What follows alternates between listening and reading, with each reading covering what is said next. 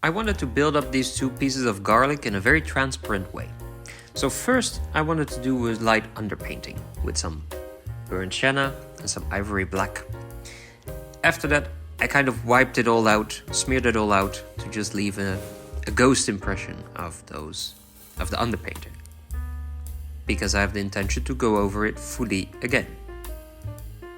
Next, I first focus on getting the darker tones in there. It defines the shape. And I'm also putting some of the darker purples in already, because it will be a guide throughout the painting as it develops. After that, it's time to put in the first lighter colors. And also this is still blocking in stage.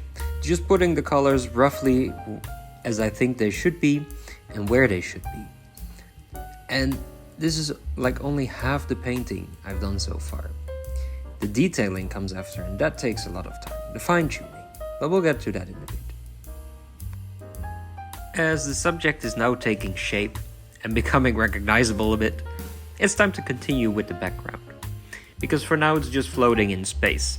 We need to give it some depth, some mass, and by putting in the background as well, we can judge better if our colors are good or not.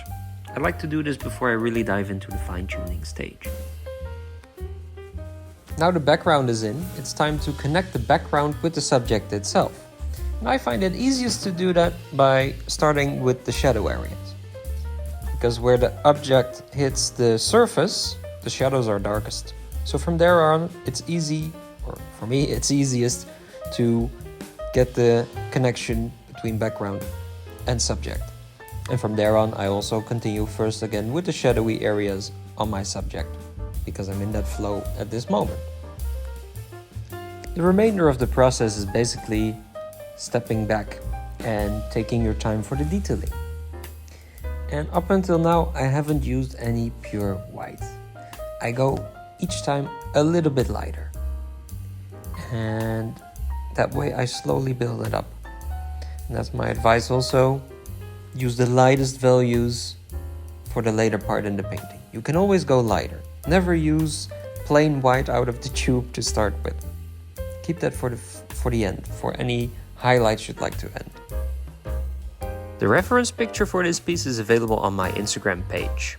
It's part of the food paint challenge, where I invite you to paint this piece in your style and to share it with the rest of the food paint challenge community.